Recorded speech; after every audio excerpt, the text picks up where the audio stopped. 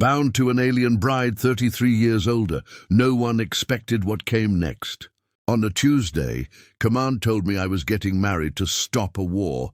I was 24, she was 57 in human years. Two hostile civilizations had finally decided a wedding was cheaper than another fleet. The Alliance Hall on Thalris Prime glowed violet and too bright. Envoy Malin Vire stood at the center, silver-skinned, legend of a dozen ceasefires. Up close I saw it, the tiny tremor at the corner of her mouth.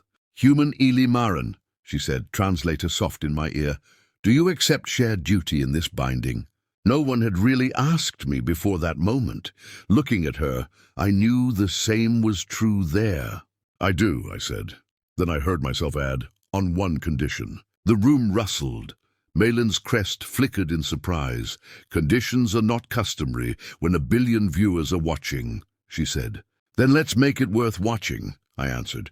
"If either government uses us as decoration while more people get hurt, we stand together and say no. Out loud.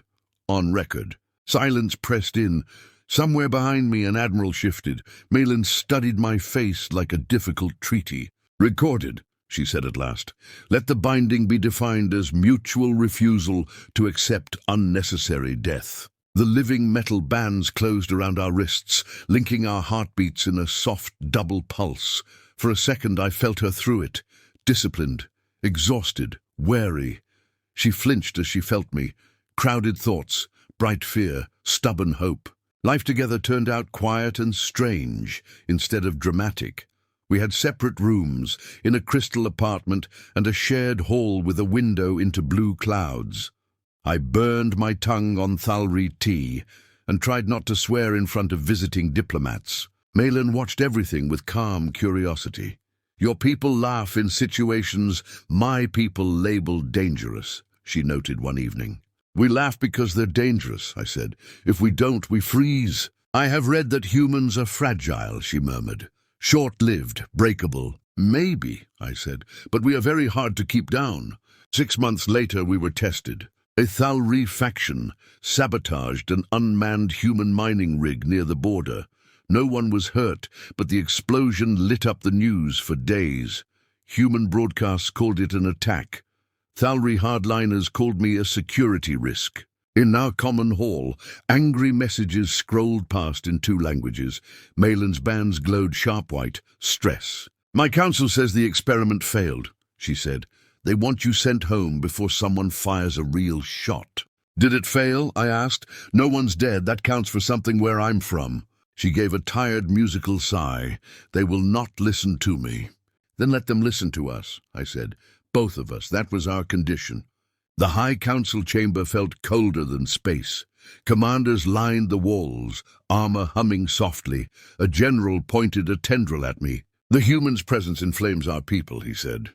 "Only if you let it," I replied before Malin could speak. My hands were shaking. I didn't hide it. "You're afraid humans will turn your order into noise," I said.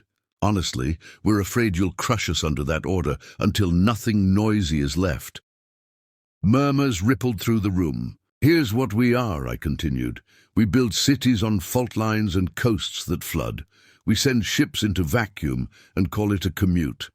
Not because we enjoy danger, but because we think we can make something worth the risk." I gestured toward Malin. "Your faction hit our rig. We didn't fire back. Not because we're weak, but because we're stubborn enough to try something harder than revenge, talking while our hands are still shaking." I let the silence stretch until my heartbeat slowed. "You can send me home," I said. "Declare this binding a mistake. In 10 years, kids on both worlds will grow up memorizing reasons to hate each other. Or you can admit that something went wrong and we are still here, in the same room, choosing to talk." Malin's voice followed mine, calm and clear. "I propose joint investigation, shared repairs, and no troop movement toward human space. Let our binding be measured not by the absence of mistakes, but by how we repair them." One by one, council lights shifted from angry red to cool blue. Motion passed. Later, back in our hall, distant lightning flickered through the clouds outside.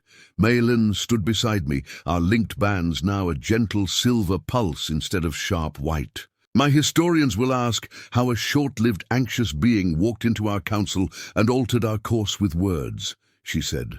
Tell them the truth, I replied. Humans are scared almost all the time.